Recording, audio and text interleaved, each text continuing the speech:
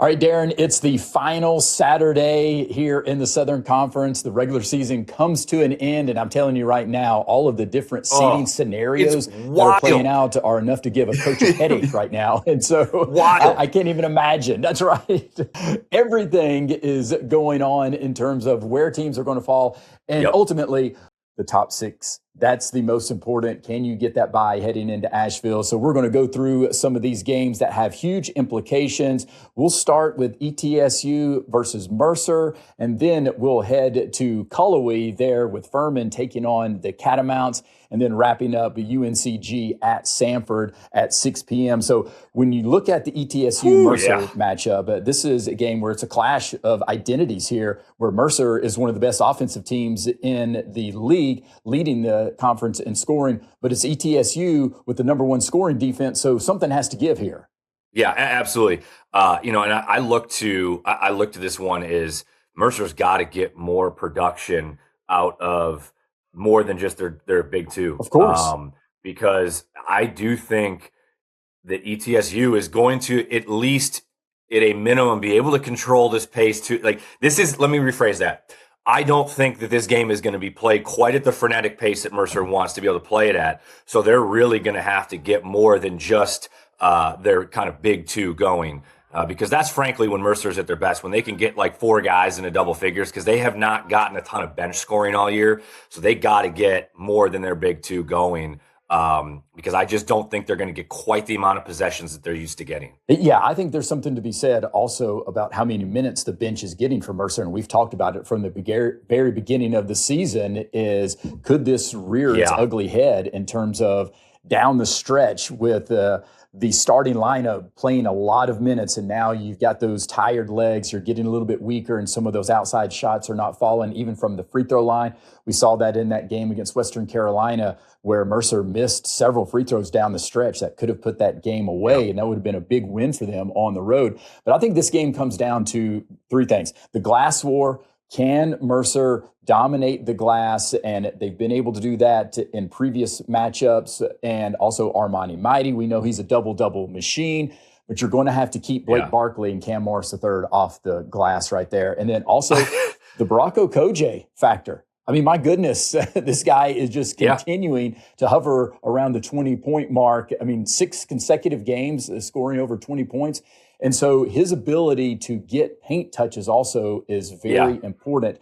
And to that point, can he get into the paint and then kick it out to some of those perimeter guys to be able to knock down some three-pointers, I should say. And then also the free throw line. We know how Baraka Koje can get to the free throw line, but in the previous matchup with ETSU, it was actually ETSU that got to the free throw line more than Mercer. So I think this is a situation for Mercer to get this win. They're going to have to get to the free throw line. And some of it has to do with what you're talking about, the pace. Yes, they definitely want to push it. It'll be interesting to see how ETSU's able to slow them down. No, it really is. And I think that's one of the key things I had circled was control the pace if you're ETSU.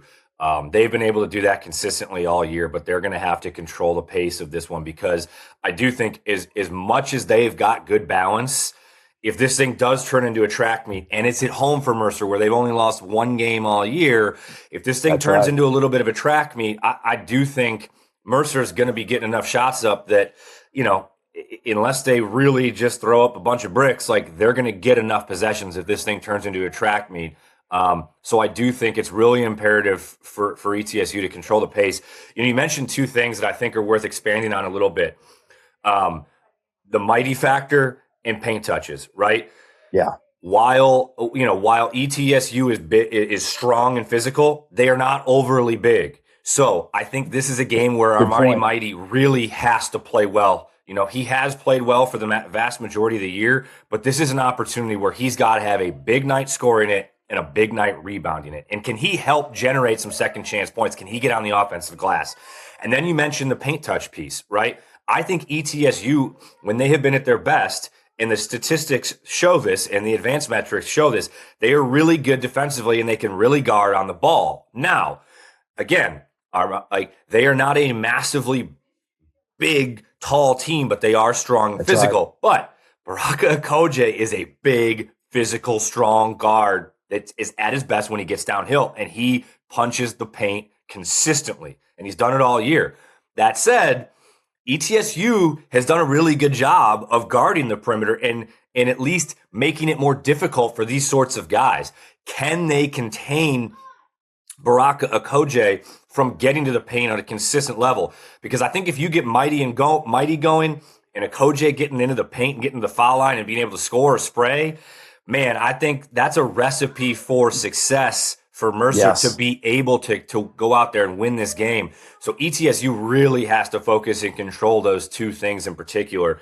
And then I think Mercer's just got to play 40 minutes. They've got to be able to play a consistent 40 minutes because ETSU, if it's one thing that they do, they're going to keep coming. You can punch them in the mouth, but they're going to keep coming. You have to play 40 minutes here. That's right. And Mercer's wanting to avenge the 77-71 loss there, the second game of the conference slate. And also ETSU's coming off the loss there at home against Wofford, where they were celebrating their regular season title outright, cutting down the nets and all of that. But Wofford said, hold on, we're not going to let you celebrate with a win. Also, we're going to take this. And so how is ETSU going to respond in this game? And I think part of it, too, one last thing, transition versus turnovers. Yes, and transition points for Mercer.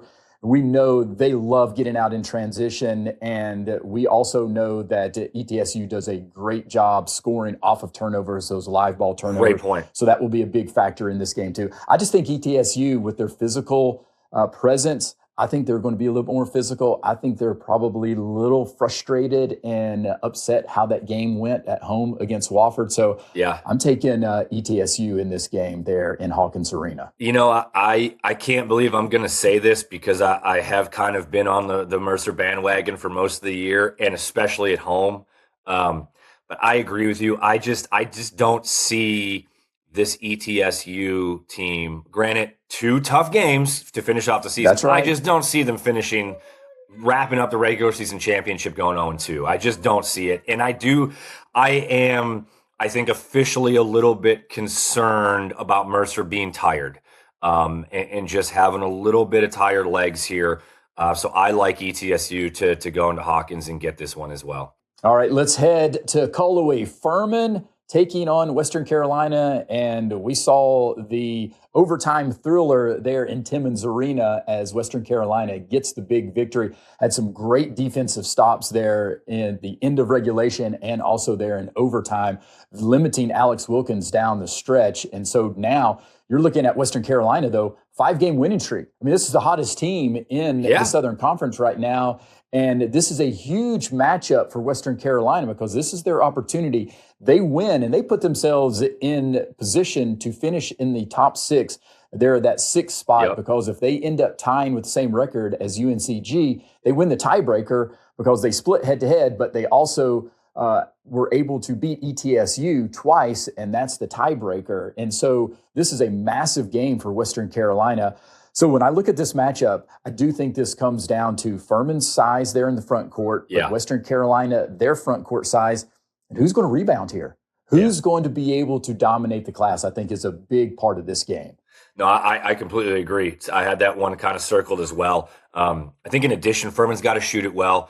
They've shot it pretty well, or I should say better over the last couple games, kind of seemingly maybe getting into a rhythm here with that they're finally healthy, and they got to take care of the basketball. Western is not a overly fantastic defensive team, and they're not necessarily geared to turn you over. But that has been a kind of Achilles heel for the Furman Paladins throughout the year is making sure that they take care of the basketball for 40 minutes. And it's one of the things that's caught up to them at certain times when they've blown some leads that it's frankly just uncharacteristic of that program to do. So I do think they need to take care of the basketball and they need to shoot it well. But I agree with you. I think, if they can generate some second chance opportunities, get on the offensive glass, that is a real good way for Furman to get some good second chance kind of open threes. You call them daggers, where you get an offensive rebound, kick it back out for a three. So, I think those are really key points you made. I think what I look to in terms of for Western as well, they've got to continue to get 4 or 5 guys in double figures. And if they're doing that, We'll have to go back and look. I want a little homework assignment here. I'm going to go back and look like when they've got 4 or 5 guys in double figures, what their record is, because I've preached it all year.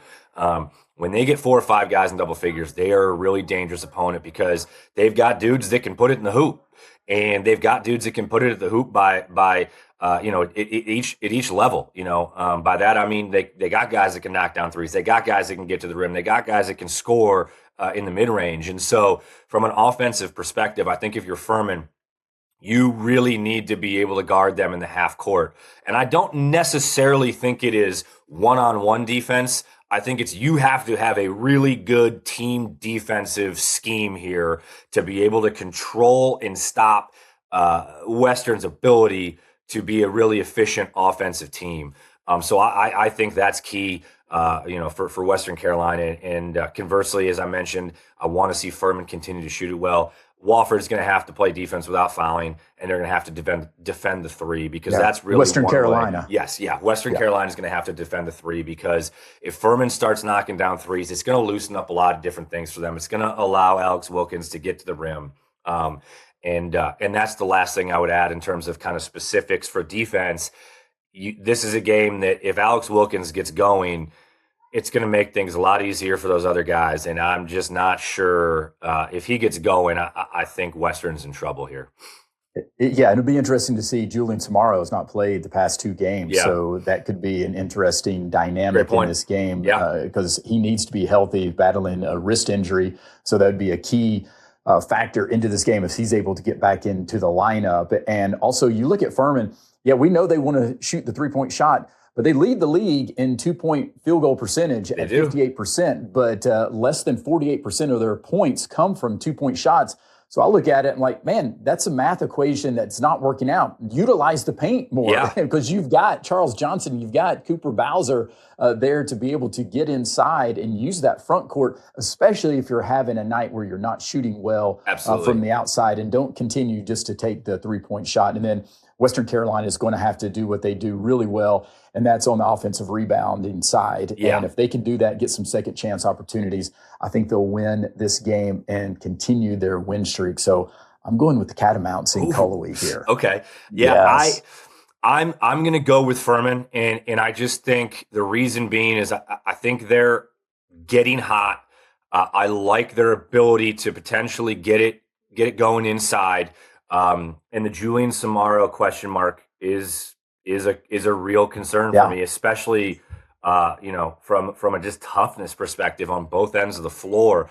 I'm not sure they're going to be able to contain a guy like Alex Wilkins if Julian Samaro is not playing.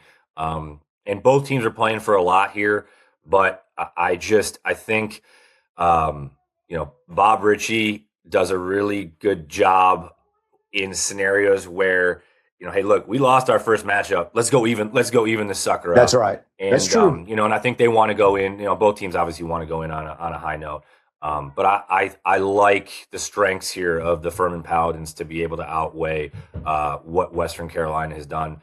But I do think this is going to be a good game. I don't think either team's running away with this. I could see this coming down to certainly the last 2 minutes.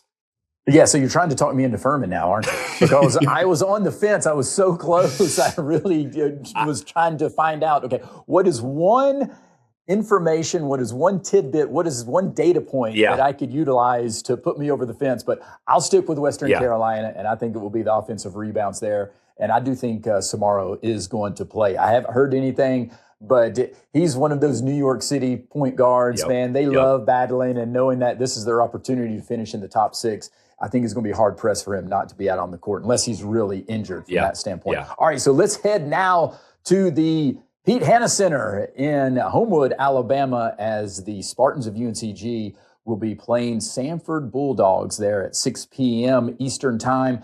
And this is a situation where I know UNCG, they just got their win there on the road against Chattanooga. This is a tough matchup now to follow up in another game on the road. And knowing that they won the first matchup against Samford 89-82, but they shot almost 70% from the 3. They didn't miss. I mean, it is crazy. So I just can't see the Spartans being able to shoot that well again, especially on the road. We know Justin Neely, he's a problem. You're not going to be able to stop him. You might slow him down to a certain degree, but they don't have the size. Yes, Dylan Faulkner is a great post player, but he's not the physical type of guy. But I do think they are going to be able to get some opportunities with Samford. You've got Jaden Buckets. We know Jaden Booth. He's a high volume three-point shooter. Get him going, get Dylan Faulkner in some touches, and that offense of Lenny Acuff. I just think because of the motion offense and players being able to read and react, they really have gotten to a point now here at the end of the season. They're playing extremely well, understanding the offense. Now, they struggled a little bit against VMI for a period of time, but then pulled away. But I just think the back cuts, I just think the cutting in general is going to give problems for UNCG on the defensive side because they just don't, on the perimeter, have the opportunity of slowing some of those guys down like that. So I think this is going to come down to how effective can the Spartans be in terms of getting Neely involved, but also can you have another guy, KJ Younger, be able to knock some three-point shots down and somebody like Lillian Marvell? If they can't do that, Samford's going to win this game by double digits. I completely agree. I mean, I think you hit the nail on the head. Like for me with Samford, if they're efficient offensively, I just don't see how UNCG is going to be able to keep up with them. I mean, look, as you mentioned, I mean, it took shooting 70% from three and shooting 30 free throws to knock off Samford the first time around. And UNCG only turned it over two times that game.